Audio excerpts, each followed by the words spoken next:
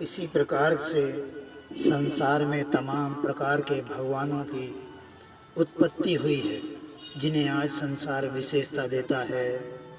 निर्लिप्तता मेरा गुण है।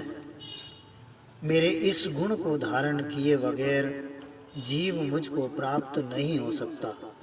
मुझे जानने वाला जीव इंसान केवल मुझको पूर्ण रूप से समर्पित होता है। वह केवल मेरा ही जिक्र करता है, मुझसे ही प्रेम करता है। किसी भी प्रकार की पुस्तक, ग्रंथ आदि का जिक्र नहीं। मेरी माया और मायावी कर्म कांडों को नहीं। शरीर से किए जा रहे सभी प्रकार के कर्म मायावी कर्म कांड हैं, जो समय आने पर शरीर की शक्ति क्षीण होने के साथ शरीर से होना बंद हो जाते हैं और शरीर नष्ट होने पर समाप्त। फिर जीव केवल अपने द्वारा किए गए इन मायावी कर्मों और कर्म कांडों का फल प्राप्त करता रहता है, मोक्ष नहीं। वह कभी निर्लेप भगवान नहीं बन सकता। जो इस प्रकार के मायावी कर्म कांडों में लिप्त हो, मुझे अदृश्य, निर्लेप, इच्छाओं रहित प्रेम जीव इंसान के निर्लेप भगवान हो जाने की पहचान है। अच्छी अच्छी बातें ही करना नहीं। फूल तो कीचड़ में भी खिल जाता है। समस्त सृष्टि में, समस्त देवी देवताओं, पीर पैगंबरों ने, समस्त धर्म ग्रंथों में, समस्त युगों में मेरा ही जिक्र किया गया है।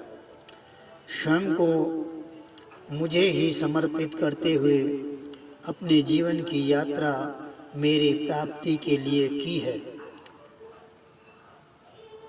और वह मुझको प्राप्त हुए हैं।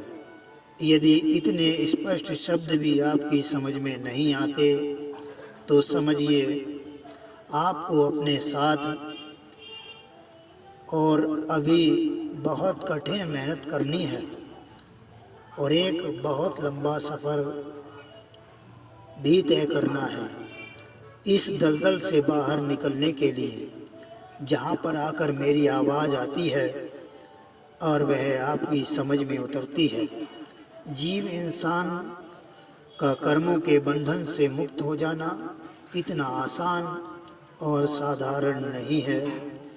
इतना आसान नहीं है जीव इंसान का दुखों के भव सागर से बाहर निकल जाना।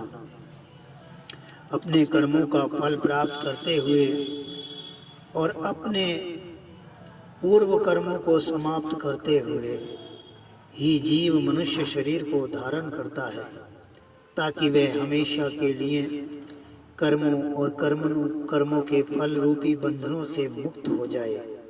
लेकिन इस माया के जाल में फंसकर जीव फिर से कर्मों के बंधन में बंध जाता है। माया संसार में हर प्रकार से अपनी प्राप्ति की चाहत जीव में निरंतर जगाती है। इसलिए मायावी मन की इच्छाओं से उत्पन्न होने वाली तमाम सभी प्रकार की शारीरिक क्रियाओं, कर्म कांडों को निर्लिप्त भाव से करें। यदि आपकी आदत बन चुकी है तो इन्हें निर्लिप्त भाव से करें। समय आने पर इनकी विशेषताएं स्वयं आप में से अपने आप ही समाप्त हो जाएंगी। तब झूठ आपसे किनारा करते हुए होगा और आप सत्य में प्रवेश करते हुए, अर्थात आप में सत्य प्रवेश करते हुए होगा। अर्थात तब आप मुझ में प्रवेश करोगे और मैं आप में प्रवेश करूंगा।